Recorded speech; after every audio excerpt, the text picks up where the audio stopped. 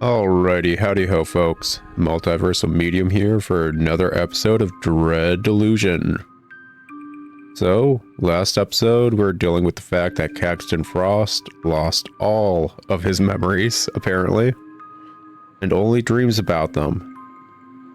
Kinda doesn't believe the fact that those are his memories. In between this episode and last episode, I actually finally did get a bunch of paradoxical herb and all that. Paradoxicus? Yeah, that. And make a bunch of mana potions, as you can probably tell from the bottom right. I also got that one glitch again that happened with my what was it? Squirming godlets. So I have an F ton of Paradoxicus gun. I'll probably just... Is it worth even cutting in? I did record it because I was testing audio at that time, but basically, it's not worth cutting in. I'll just show it over yonder. I got like over 300 Paradoxicus, and I still don't know what triggers that glitch. The only thing I can assume is happening is after you empty an item completely from your inventory, like just use up all the versions of it, and then you grab more, there's a chance it might trigger to varying degrees, because that's what happened with the Squirming Godlets. That's what happened with the Paradoxicus. I used up all my Squirming Godlets and then got some more, and after a while I checked and it's like, hey, you have 100 something Squirming Godlets. Like, oh, okay. It might also be tied to the advanced time spell, actually, now that I think about it, because I think I was using both of those during this glitch. Either way, I used up all my Paradoxicus to make like a bunch of potions. I was over at my first house, you know, Haunted Manor. Good stuff, good stuff. And, do I talk to this dude? It looks like a new dude that I haven't talked to. I don't remember him. What you got to say, man? Their distorted voice clings from inside their helmet. Wandering in the corrupted lands? Sure hope you've made out your will. Yeah, right? All I've got is several hundred worth of Paradoxicus. Nothing worth it, really. Anybody. Excuse you. Yeah, after making like a handful of potions and using up all of my Paradoxicuses, what is the plural for that? It's a made-up word. It doesn't matter. It doesn't matter. Don't even focus on that. I just went back to farming some more, and I went to make up some more. I was like, how close am I to the amount that I need in order to get around 50 mana potions? Oh, I'm at 300 now. Huh. That's weird. So, yeah, that apparently is just an ongoing glitch, this patch. Oh, well. Hey, what's up? What's good? Judgment. The city of Progress is under strict quarantine by order of the Clockwork King. Therefore, edict. Entry is forbidden except by those in possession of the proper password. A memory of Metcalf's vision wells up from your subconscious, like a leech rising from a lake bed to feed after dark. The hard light of creation burns within the fallible flesh. Pondering. Emergency override accepted. Welcome back, Mr. Frost. Aha. Good stuff. New area to explore. New locks to pick. Mana potions to grab. And this looks like a hidden door. How hidden? Man, this game just makes me want to play Daggerfall. I need to get like that going. Check what new mods are going on there. When I first got a Steam Deck going or whatever, which is what's technically playing this right now, Ooh, fleshy eye. Love it. Love it, love it. Actually looks a bit, different color than the rest of the, mounds, if I'm remembering right. Yeah, it doesn't matter. Any bot. Ooh. They actually give you a debuff, huh? Biffy.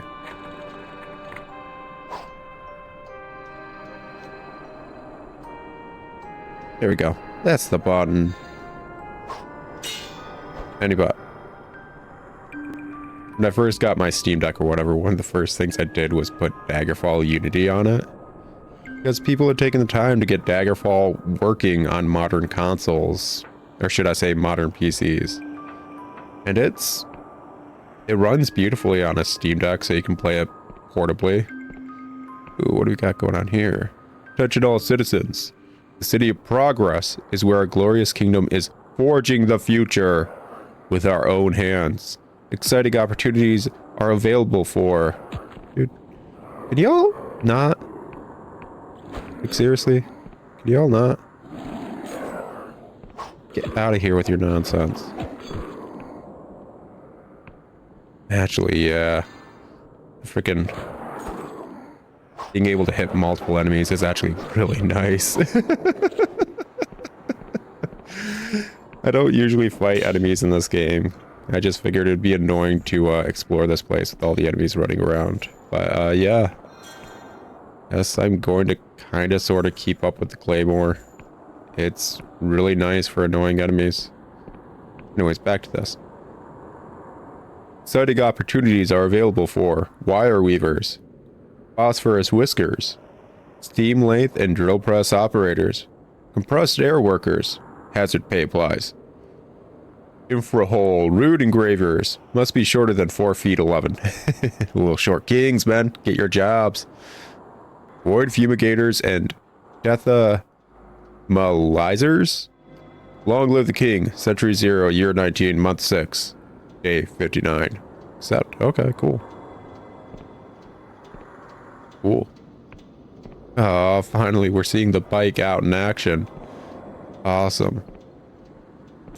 No longer just left to rot in the quote-unquote graveyard. Now we see it out and about.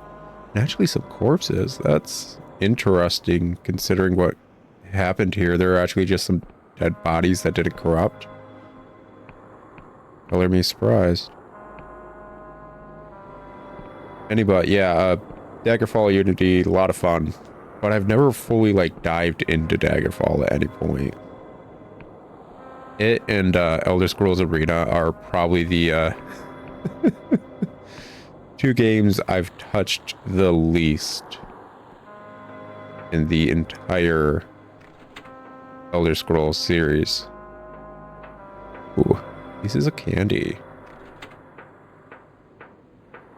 So, might be worth it. I love the art style to it. Very... I don't know, like... old... Ooh. Door sealed by an unseen device. So there's still another one like that. Yeah, yeah. There we go. Ooh. You got like a freaking cannon? Or is that just like a smelter thing right there? Ooh. This one would have been broken if I had a bit more strength. Good to know.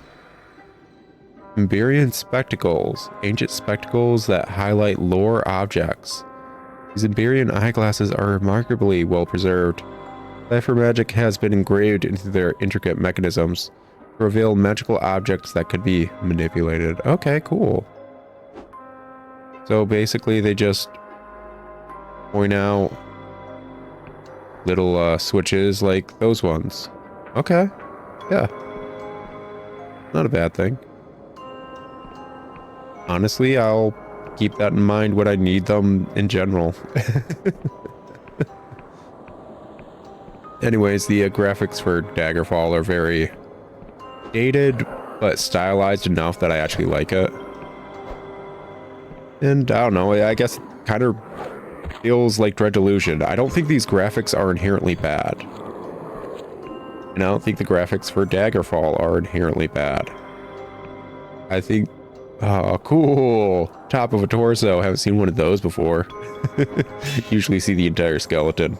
I'm down for that. Anybody, I feel like the majority of people just feel like graphics need to be cutting edge for them to even care, and I'm on the opposite side of that. Big door needs a big key. Okay, got it.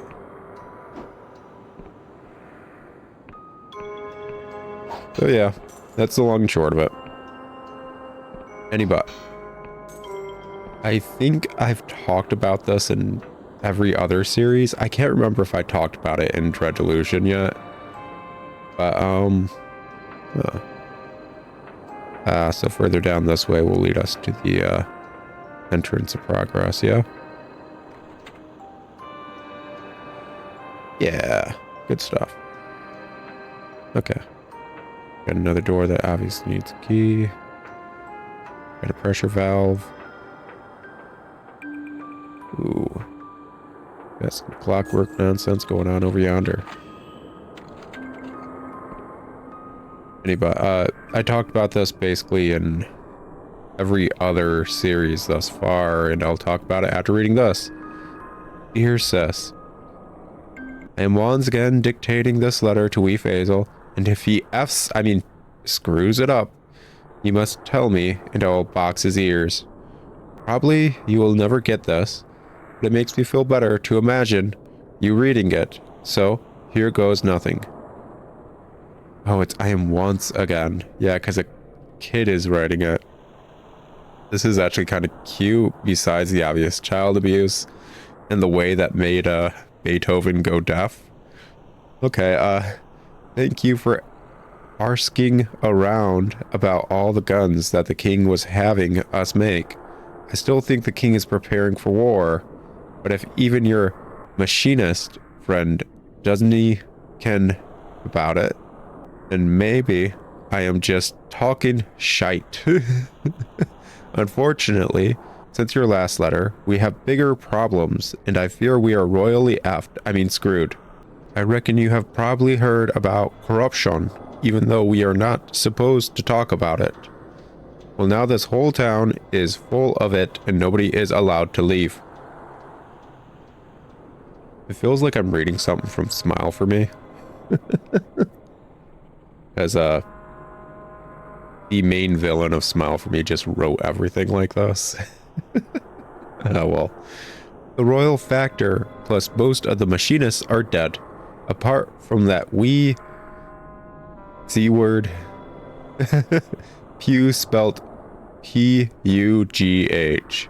Who's always hanging around at the factory getting in the way. Now he's locked himself inside with all the militia and isn't he letting anyone in? We've turned the schoolhouse, aka the Old Gods Temple, into a meeting place and are locking anyone who gets cursed inside their house and boarding up the door and painting it with a magic symbol. Some try to fight us, but most say it is fair enough. I am keeping track of our supplies and running a regular talent show to keep spirits up. But I am always getting grumpy at people because I feel like shite all the time, even though everyone thinks I am some kind of leader. I wish you were here so you could show me that breathing thing that I said was stupid. I'd better go because there is shouting, which probably means I have to calm someone down by threatening to headbutt them or maybe saying, there. It's very much like Smile for Me. Weird. Sorry that I went into that voice reading this letter. It just the whimsicalness of reading it. I suppose I may never learn my letters now, but I promise that if I don't die, I will sit down with you and let you teach me, and only call you a C word if I get really frustrated. Love, Zaynab, spelled Z-A-Y-N-E-B. Gosh dang, man. So much love went into writing that one freaking like lore thing right there, man. I love that kind of stuff. Okay, that one's locked as well. If we can get a key, we can go through there, but we have to wait for that. Anyways, as I was saying, like, I've talked about this in other series, and I just smashed this. Okay, yeah. And I can't remember if I've talked about it in this one, is all. But basically, if you've been paying attention to the channel, you've noticed there's a lot less videos than usual. Basically, with how March went, I ran out of videos. So I had to go like low power mode with videos in general.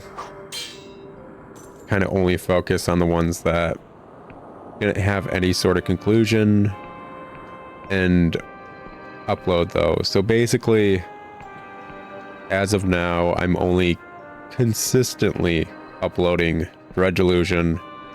Oh, did you like come out of the window or something, man? What you doing? What you doing, buddy? Get out of here with your nonsense. Delusion, Immortal Life, and Harvestella.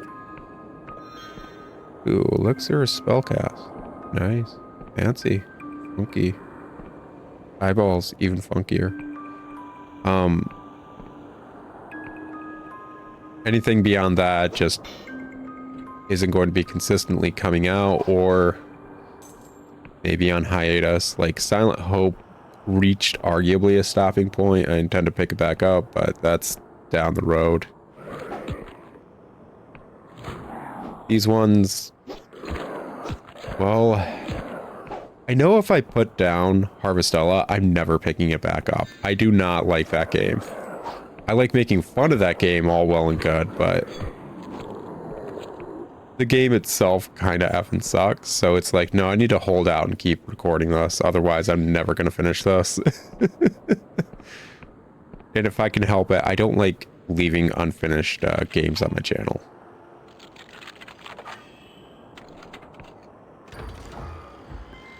Immortal Life is a very just kind of super chill game. And I do like playing it. I keep finding new things that I love about that farming game. It's the exact opposite of Harvestella. So yeah, I'm going to keep going with that until I reach a stopping point. Delusion, well, it's a good game. Long and short of it, I really like it. So we're going to keep going with it. Plus, we've yet to reach a stopping point. So continuing onwards. We reach, I don't know, something. Dude, you're gonna make this insufferable, aren't you? Get out of here. Gosh, they are so cute. In a weird, grotesque way.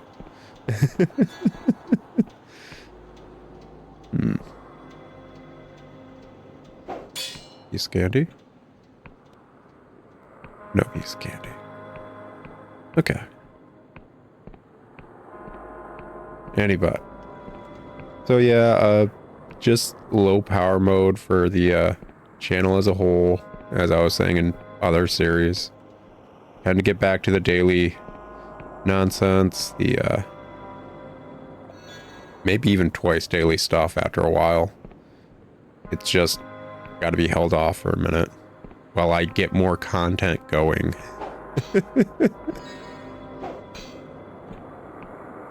Ooh. Oh. I hit the wrong buttons. My buttons. My gumdrop buttons. There we go. Yeah, let's see here. There we go. All the way up top. Oh, got a dude right there. Might even be able to snipe him if I really wanted to. But where exactly is it expecting me to go? Well, there's that right there. That should be easy enough, but I think that's going to lead me anywhere. So I'm going to say over here. Yeah, this looks like it's going a place.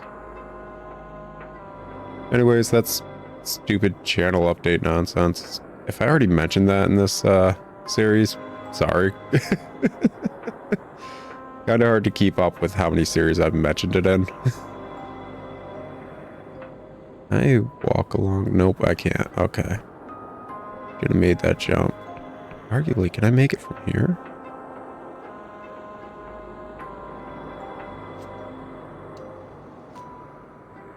Almost, actually. Yeah, hold up. This might be doable. Especially if I switch out my spells real quick. With Jody's addendum.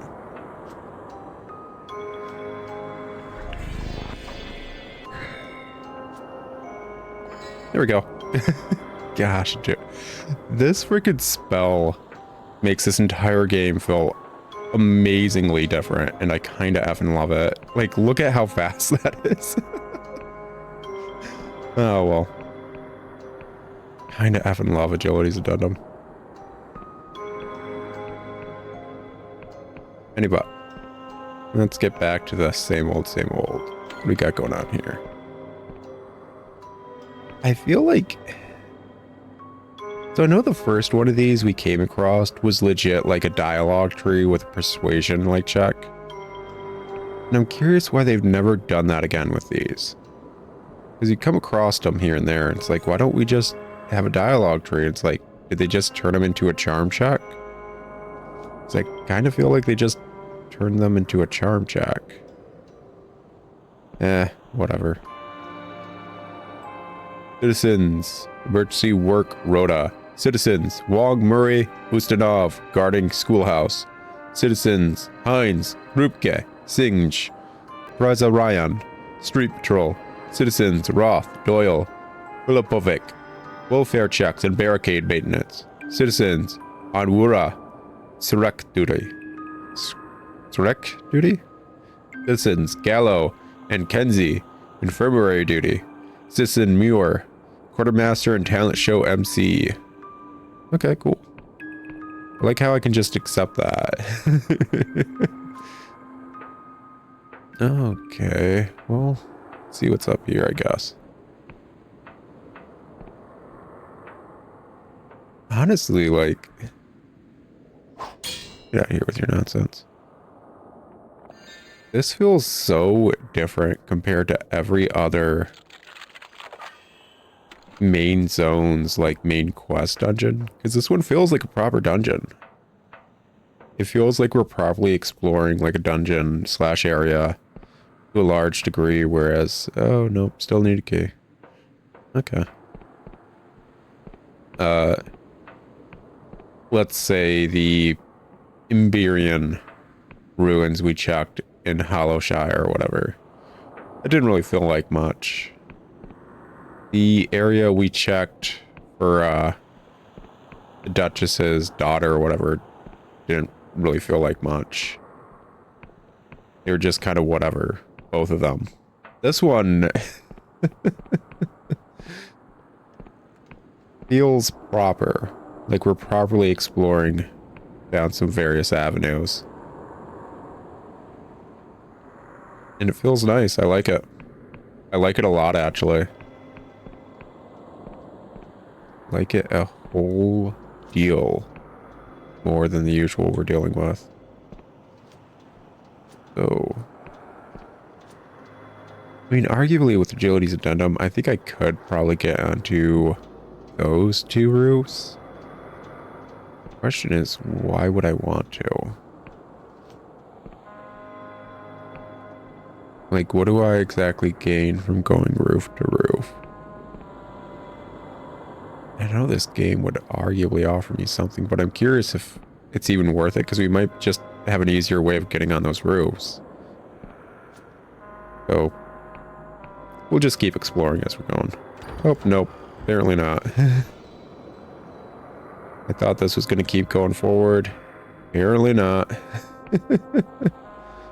Looks like, yeah, we're going roof to roof. Actually, isn't that the church slash schoolhouse?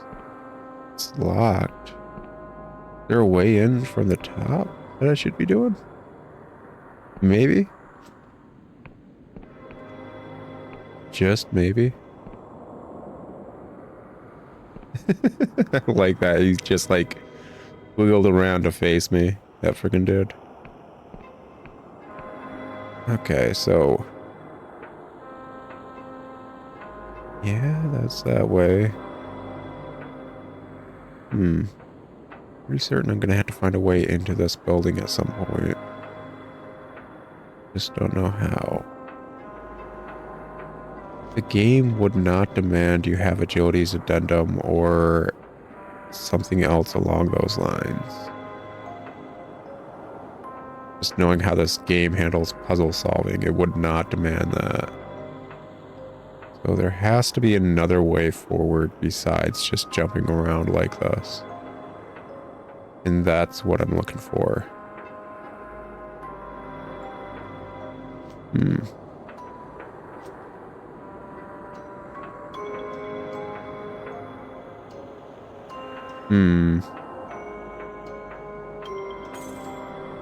Not seeing any sort of key kind of thing anywhere.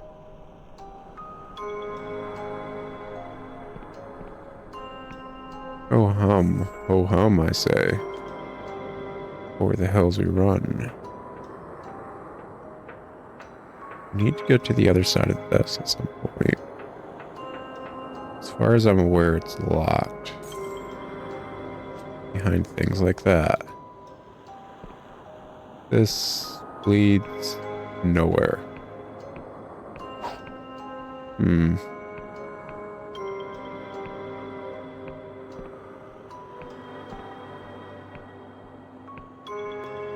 This is the area we came to this side from. Oh no! I'm lost. Whatever shall I do? Honestly, I love the setup that they actually like barricaded all the doors and put like magic runes to keep them like sealed in. It's such a weird thing that just weirdly resonates well in the setting. Like seriously. Then you get the desiccated corpses here and there and it's like, oh, what happened to them? Well, maybe they actually just starved to death.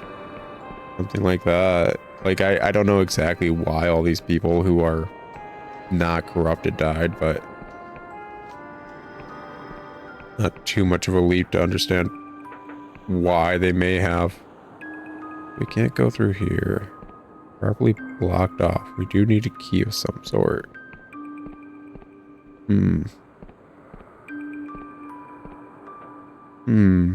That one's locked as well. A lot of locked doors that we just don't have the keys to yet. Feels weird. But all these points into lockpicking and all that, and now you got doors that just aren't lock-pickable? How dare you? Okay, this just goes out to the little treasure chest right there. So yeah, we're just over here.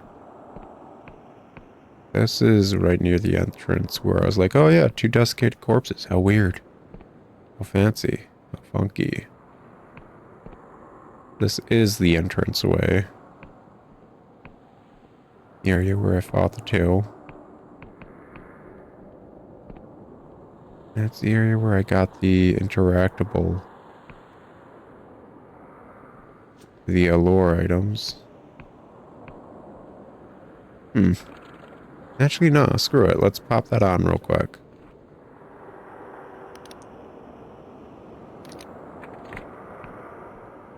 Curious if this will make anything glow in my immediate area. I think there's anything we can do with that. Is there? No? Doesn't look it.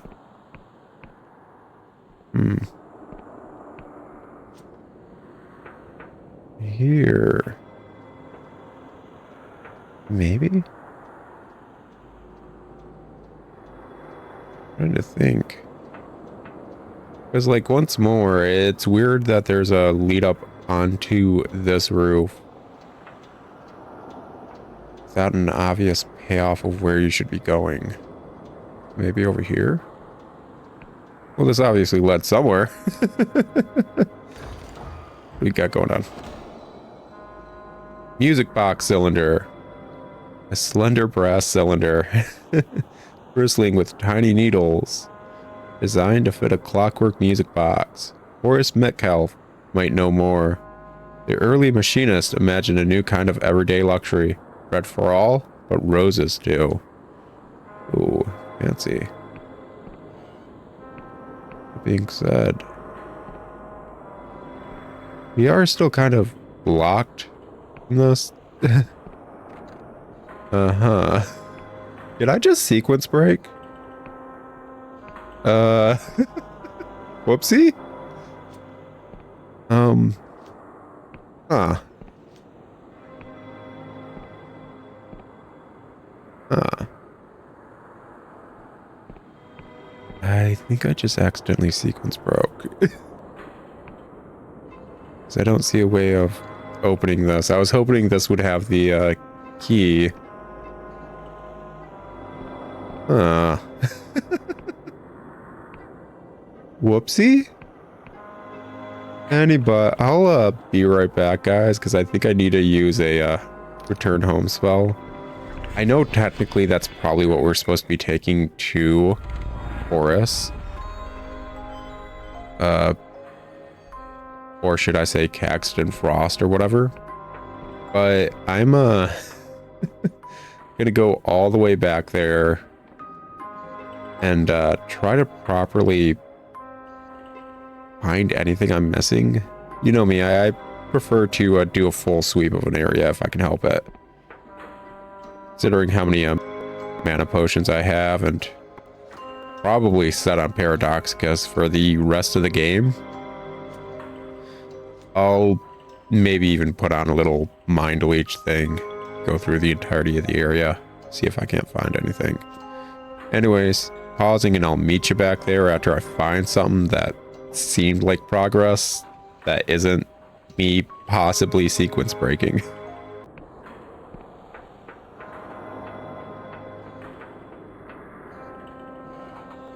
Oh, it just led to an area I hadn't been to. Gosh dang it. Freaking going through everything. Oy vey. And there's the key. Gosh dang it.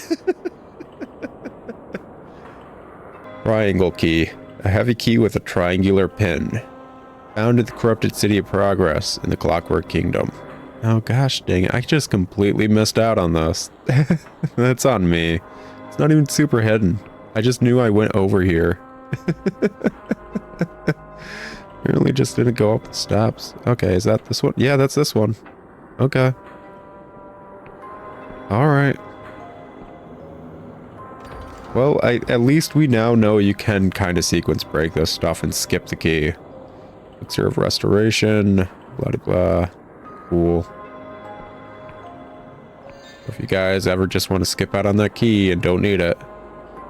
Okay. Yeah. We already saw that in the other area. Oh, let's keep going through, I guess. The other things that needed a key were this, as well as what's up here. Seems to just work with everything in progress, so that's fine, cool, funky, and fresh. Nope, not that one. Oh well.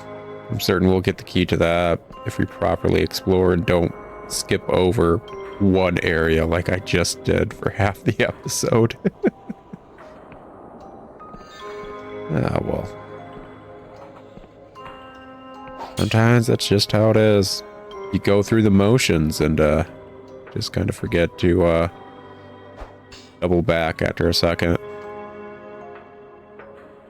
It's the classic mentality of like, hey, I want to go to all the areas that isn't the main path. And that looks kind of main pathy, so I'm going to skip out on that if I can help it. So I kept skipping out on all these little scaffolding walkways upwards, and that was apparently just a bad move right then and there, man. Just a bad move. Oh well. So should do such, and now that's open throughout the entirety of it.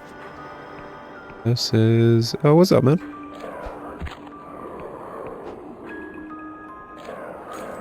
There we go. I'm curious if these dudes, like, share the same base, like, enemy skeleton type as those, what is it?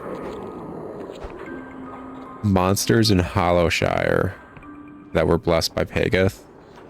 You know, the noodle arm dudes. Those ones. Because looking at them and their animations, it's like, oh, that's kind of similar. That isn't me, like, being angry about it. It's just more me, like, interested about the game development side of things. Because that happens a lot in various games. Okay, so there's a little way up over here? Sure. And just smash them. Yeah. Okay, fine, fine, fine. I will put on my lock-picking hat. There we go. Ooh. That's rough, man. That's really rough. Oh, hey, Buck. Cool. Official record of Junior Comatologist Pugh. To whom it may concern. My name is Gavelkind Pugh, Junior Comatologist of the Guild of Machinists, and acting Royal Factor of the Township of Progress.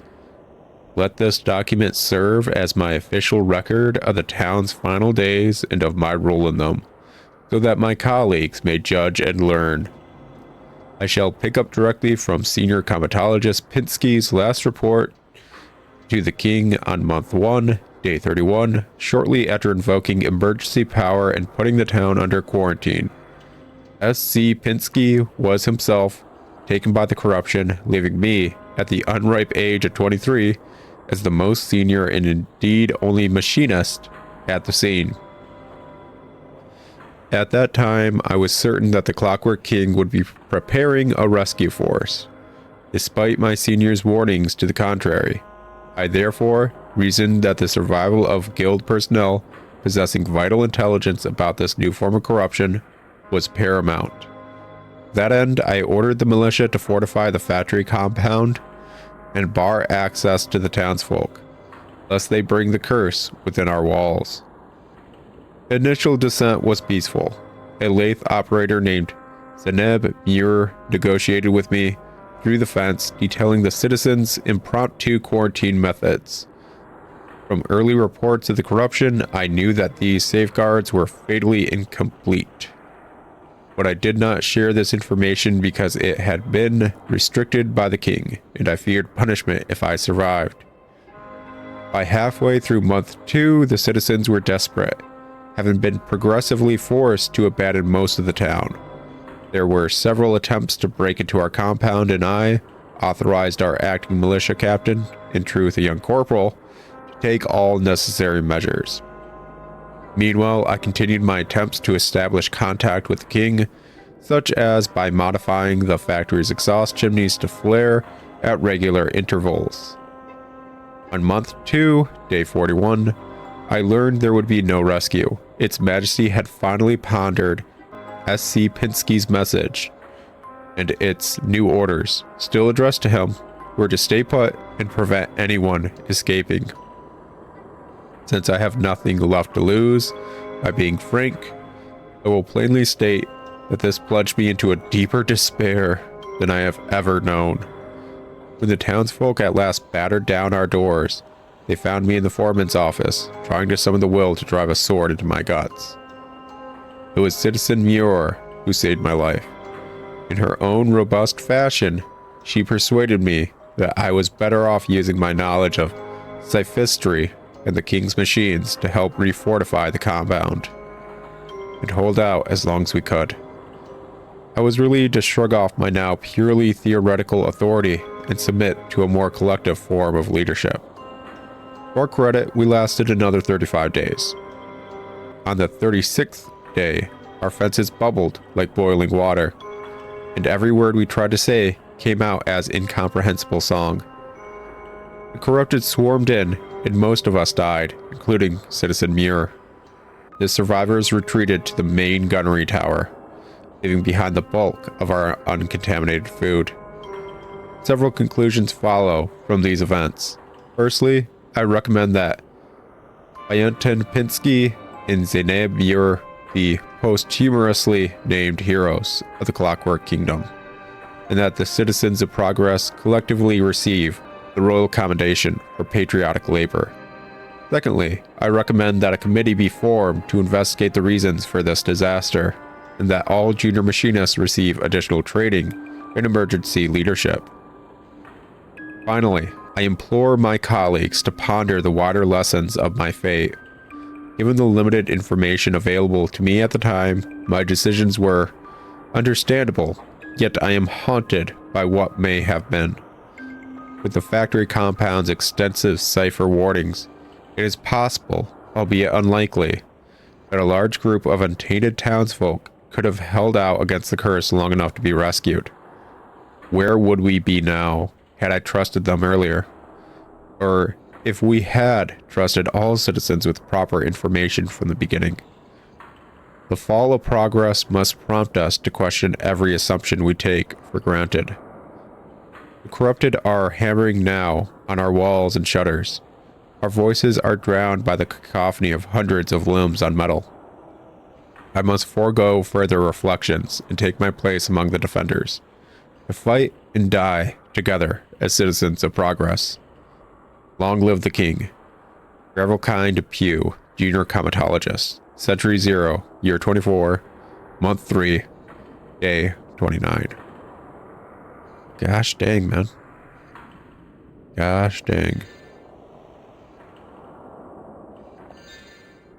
Honestly, I love the mindset of like, yeah, we're doomed. We're going to die. Use it as a means of learning. Do not follow in our footsteps. That's square key, a heavy key with a square-shaped pen, found in the corrupted city of Progress in the Clockwork Kingdom. Like, that takes a lot to be able to realize you're going to die. And this is the best outlook for it. For others to learn how not to face the same issues. Showcases good leadership, actually, at the end. Dude was arguably a decent leader, all things considered. Shuriken. Not gonna lie, the usage of shurikens in universe feels a bit weird. They just feel so out of place compared to everything else. Gameplay wise, just like, yeah, we have throwing knives. Okay, that makes sense. Throwing knives have always been a thing. And shurikens. Oh, okay. Why? Because shurikens, obviously. It's like, oh, you know what? That's a valid reason. I didn't consider because shurikens. Totally valid reason, man.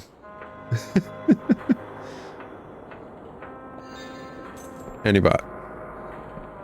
Yeah, that dude was more fit to be a leader than he'll probably ever truly comprehend. Can I go through the door, please? Hello? There we go.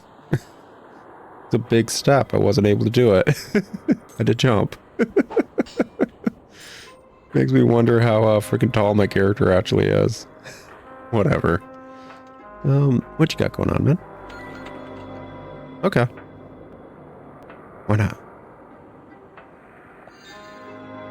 Let's see here. Iberian ore, good. That is always good.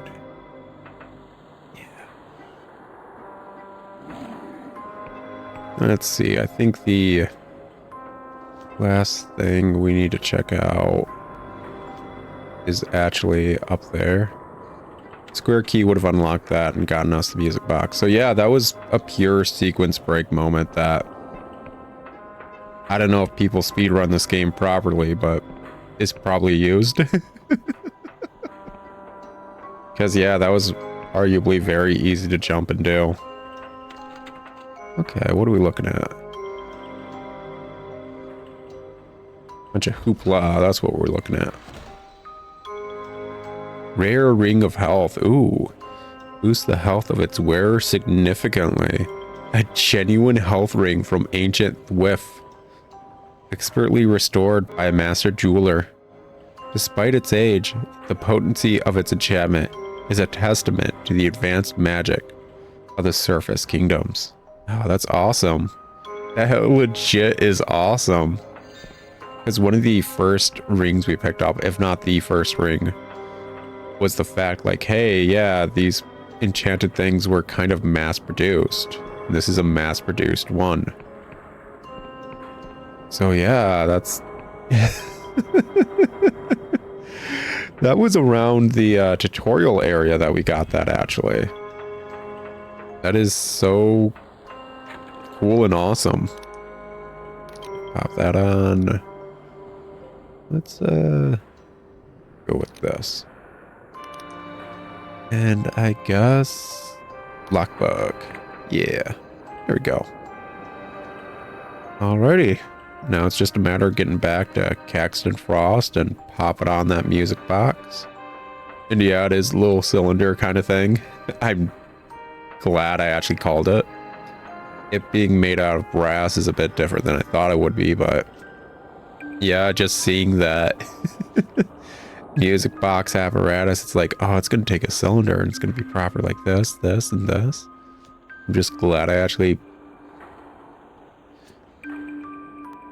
I'm glad the game devs have made things in such a way that the most logical conclusion that you would make when looking at something is the proper conclusion, I guess I could say.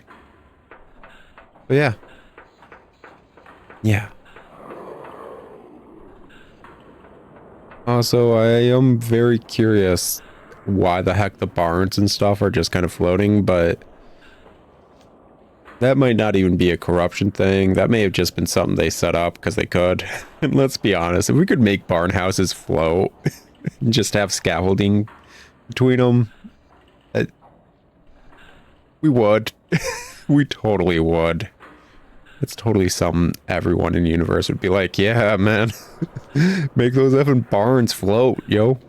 Yeah, but like, what practical purpose does it have? I don't know. It looks cool. It's like, well, you got me there.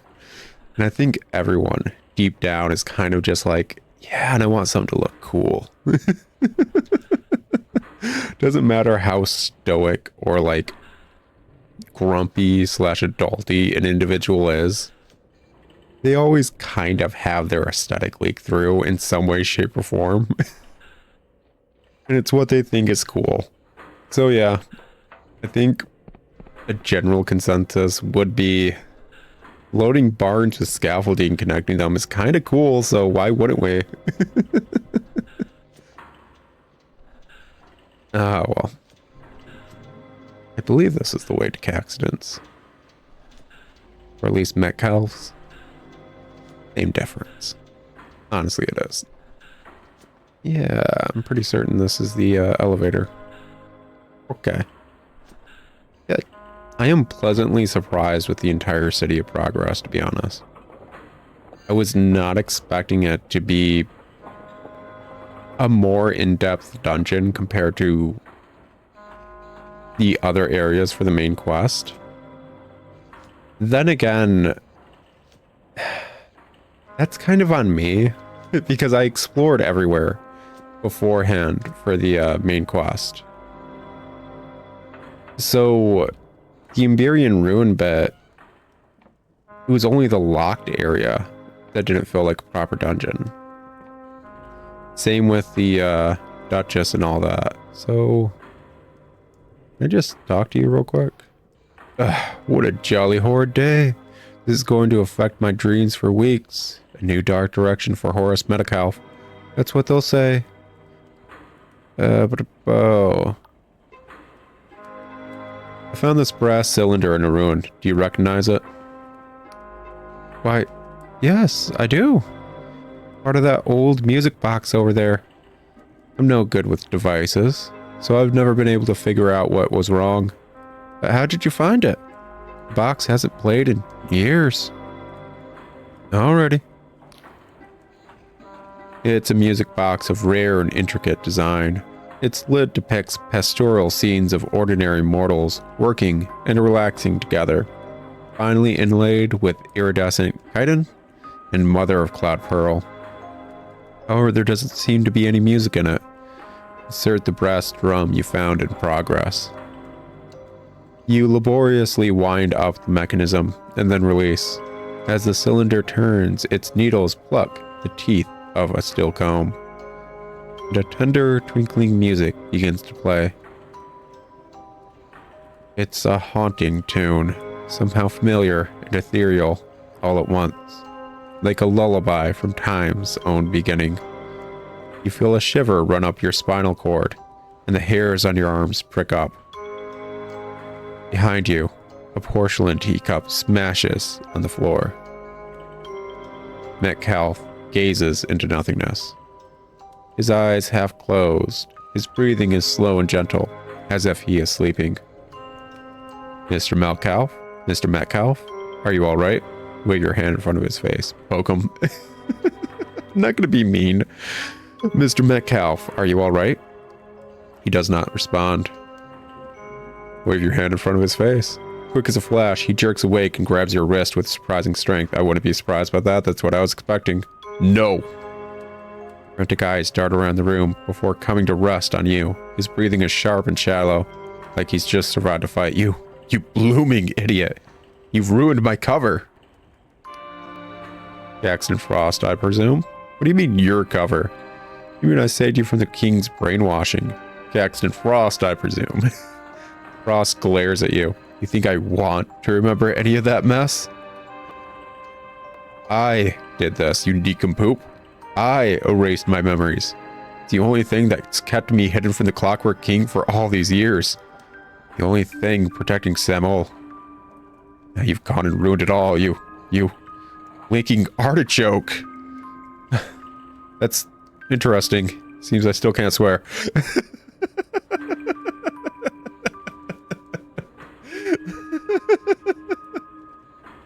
Probably just a bit of a carryover from before, man. How did you erase your own memories? Aren't you happy to be your true self again? You seriously brainwashed yourself to not swear? Listen, never mind all that. I need your help. No, I need to ask, you seriously brainwashed yourself to not swear? Also, he's giving me Revolver Ocelot vibes all of a sudden. And those of you that know why I think that way, yeah, fitting, right? Very Revolver Ocelot vibes. Anyways, you seriously brainwashed yourself to not swear? In my dark star days, I was known for having a rather dirty mouth. All just compensating, of course. Still making Horace more prissy seemed a useful addition to my guise. How did you erase your own memories? What, as if it's hard? Perhaps you're aware that the king alters people's minds? With an old book on memory magic purloined from the Duchess, I had little trouble back engineering the technology. I called in a favor inside the Machinist Guild to create some false records, and voila! Horace Metcalf was born, except now you've killed him, you prize-flipping dimwit.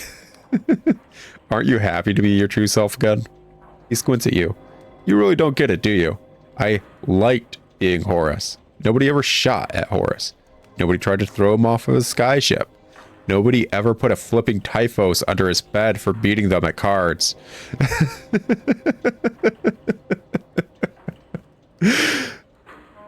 Yeah, I don't blame you. Yeah, that's fair, man. It was a conscious effort by him, and I don't blame him for wanting that conscious effort. I really don't. The life he lived until then was a lot. Like a lot. You know how nice it is after years of being feared to simply be liked? I mean, no, but I understand why you'd want it. Also, it feels like you took a cheap way out, not gonna lie. Like, yeah, I just made a completely new identity and forced myself to be that new identity without my own consciousness being aware or such. Seems kind of effed. Like, imagine if IRL, a very insidious, evil person did that of their own accord. Like, yeah, it's this horrible serial killer dude. And, he's feared by everyone. And he's on the lam. But then he brainwashes himself and gives himself a new identity. And he's just the nicest individual. It's like, yeah, people feared me all the time. But now that I brainwashed myself, I'm a wonderful individual and people like me and it's great. No. No, it's not. And I know that's not the exact same circumstance. It really isn't. Caxton Frost's circumstance are a lot more easily to be empathetic to. Because honestly, he was thrown into a lot of stuff he really probably didn't want to be in. So yeah, there's actually a lot more reason to understand why he'd do such and not be angry at him over it. But just the fact that it's doable in universe has a lot, and I mean a lot, of repercussions of various heinous individuals. Anyways, listen, never mind all that. I need your help. Help, you blunder in here. You set fire to my life, and you want my help? You can go hang yourself. I'll have my bally hands full, escaping the kingdom, and oh yes, never seeing anyone I love ever again. Velocalose is trying to destroy the world. Velocalose is trying to save the world. If I don't find Velocalose, the Inquisition will kill me.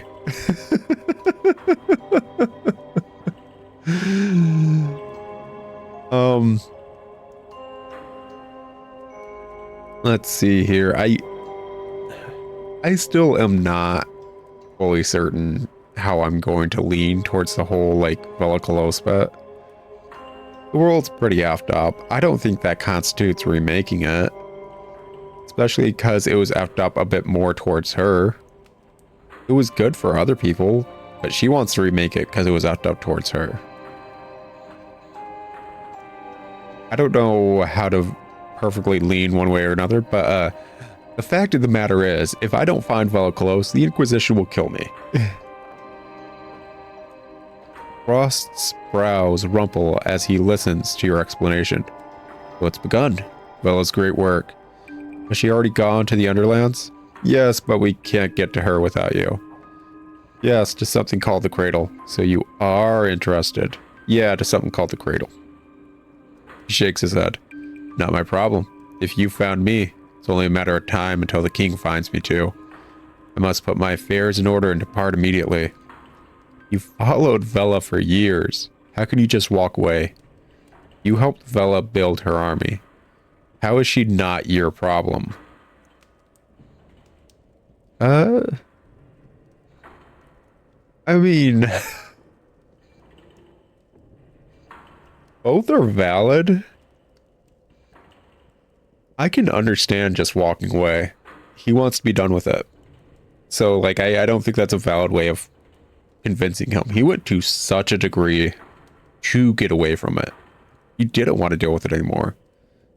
But ultimately, you did help build her army. How is she not your problem? He snarls. Because I never was a Dark Star. I was a spy. As a young man, it was my misfortune to become a hero of the Clockwork Kingdom. My aptitude with ancient Iberian machines was prized. I was easily dazzled by conditional acclaim. You must understand, the future used to be so bright here. People lived well, and we truly seemed on the brink of a better world. I wanted to believe that more than anyone. When the king gave me a chance to truly serve my country, I accepted. I posed as a disgruntled Amigar, offering my services to Velocalose. Together we spent the next 8 years unlocking the secrets of the Iberians, all of which I secretly relayed to my sovereign. Having been somewhat of a thespian in my school days, I confess I found the subterfuge exciting. However, one does not wear a mask for so long without it changing one's face. Yeah, the prospect of mantling, right? You wear the mantle so long, to walk like another, eventually they walk like you. That fun stuff. Fun. As news from the kingdom grew darker, I came to trust Vela over the king. She promised that we could be the ones to build Elysium, using powers from before the world's end, and until that blooming mutiny, I believed her. What caused the mutiny? How did Vela respond? So what did you do in the end? What caused the mutiny? Discontent had long been brewing over our frayed relations with Union, and anyone could see that Vela was growing more reckless and paranoid by the week. Her plan to drag us all to the Underlands was merely a final straw. How did Vela respond? The mutiny was led by Vela's childhood friend. I think she felt it as rejection, not only of her plans, but of herself, of everything they shared. Pray that on the day you feel like that, you do not have command of an eschaton class kilo caliber howitzer.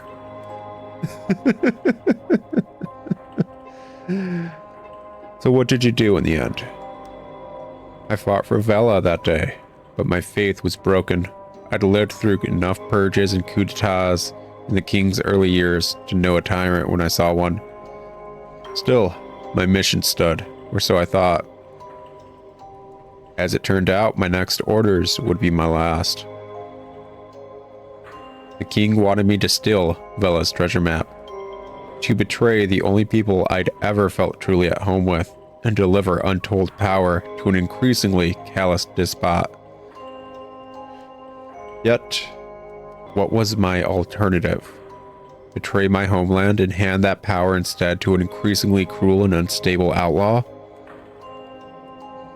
It was an impossible choice, so I did what any coward would do. He shrugs. I ran away. My only mistake was to hide my old memories instead of destroying them. A sentimental lapse I shan't repeat. Why did you choose those ruins in particular? What did Vela's treasure map point to? We've no time for this. What's done is done. Okay, why did you choose those ruins in particular? Because they were my home. I grew up in progress, amidst the machinery that was meant to liberate us all. As to how many of my family escaped, I can only speculate. A fitting grave for a failed patriot, wouldn't you say? What did Vela's treasure map point to? Something more valuable than gold, or so she said. An ancient artifact with the power to turn the world upside down. I was skeptical, but evidently the king was willing to burn my entire mission just to get hold of it. We've no time for this. What's done is done. Regardless, nothing has changed. I still lack the courage either to help Vela or to stop her. You have destroyed my life for no good purpose, and now I shall bid you adieu. Please wait a second, just hear me out. Will you shut your mouth for one effing second? Dude, just wait a second, hear me out. His eyes narrow. What could you possibly say that could change my mind? You actually know what's been happening in your beloved kingdom? Are you completely ignorant about anything outside your cozy little life?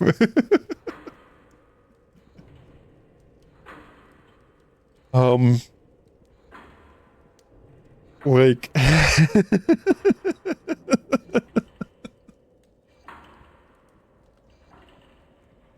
Are you completely ignorant about anything outside your cozy little life? Of course not. My memories from Horace are cloudy, but he wasn't blinking stupid. So you know everyone's memories keep vanishing and nobody knows why. You know summer's been abolished and nobody can get anything to eat. So you know everyone's memories keeps vanishing and nobody knows why. Well, he blinks. Wait, what? You've been living in a dream, Frost. The real world is effed. You've been spinning yarns to distract people while their neighbors die.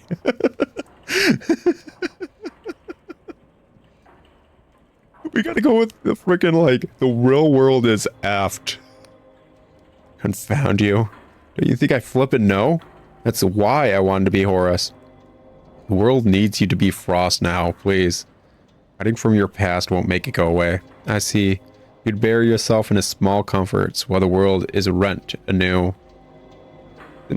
Is it supposed to be rend anew? Whatever. The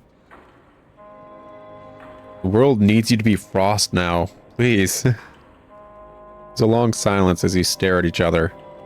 Would you perhaps like a moment to get your breath back? I would. Shut up.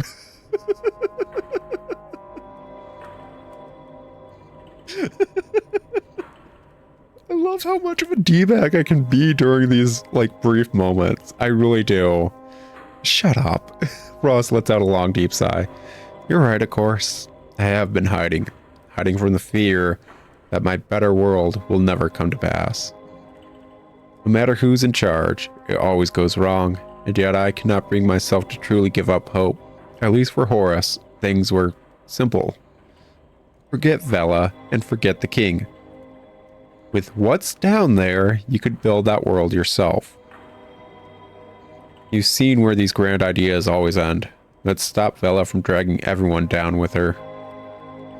You can't build that world by magic or force. You do it by helping the people you love.